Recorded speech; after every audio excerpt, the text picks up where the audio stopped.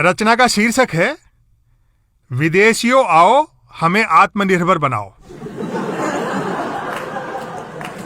प्रधान सेवक ने लोकल से वोकल बने कहकर होमवर्क दिया और उनके निठल्ले भक्त काम पर लग गए। एक छद्म राष्ट्रवादी ने अपने चाइनीज मोबाइल से मेरे कोरियाई मोबाइल पर इंग्लैंड की भाषा में अमेरिकी व्हाट्सएप द्वारा मैसेज भेजा कि भारत को आत्मनिर्भर बनाना है। सोचा मैसेज चाइना में बनी सरदार पटेल वाली स्टैच्यू ऑफ यूनिटी को फॉरवर्ड कर दूं, लेकिन यह जानकर नहीं किया कि मूर्तियां मैसेज नहीं पढ़ती।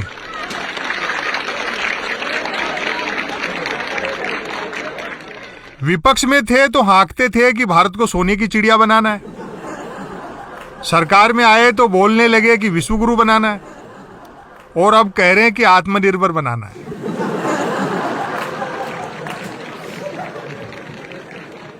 मारे कंफ्यूजन के मेरी हालत उस स्टूडेंट जैसी हो गई है जिसने साल भर साइंस पढ़ी और परीक्षा में पेपर एंटायर पॉलिटिकल साइंस का आ गया।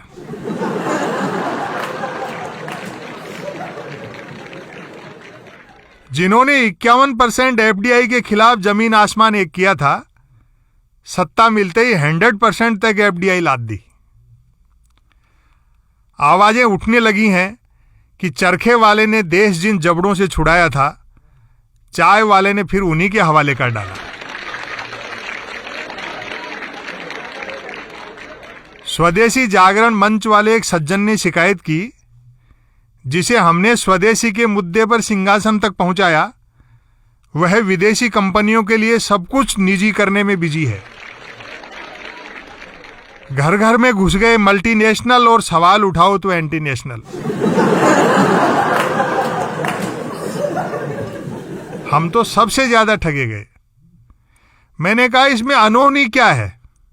कहावत ही है कि लंगड़ी डाकिन घर वालों को पहले खाती है। लाखों बेहाल मजदूर सड़कों पर पैरों से पैदल हैं और सरकार दिमाग से। प्रधानमंत्री ने 35 मिनट के वाणी विलास में दुखियारों की चर्चा तक नहीं की। यहां यह भी बताता चलूं कि लफ्फा जी को शुद्ध हिंदी में वाणी विलास कहते हैं।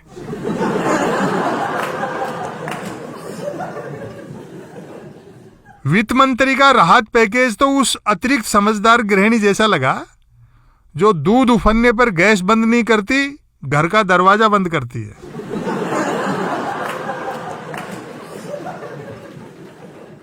याद रखना, ये छालों भरे लाखों पैर जिंदगी भर पीछा करेंगे जब तुम कुर्सी से उतर जाओगे।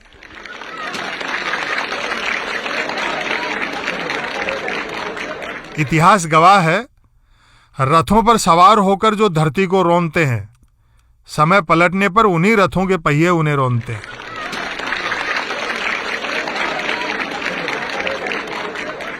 खुशखबरी है कि भारत आत्मनिर्भर होने के नुस्खे बिल गेट्स से पूछ रहा है। शरद जोशी जी तो पहले ही कह गए हैं कि हमारे वित्त मंत्रालय को चाहिए कि कोलंबस की मूर्ति अपने ऑफिस के सामने लगाए। यदि वह अमेरिका नहीं खोजता तो हम उधार कहां से लाते।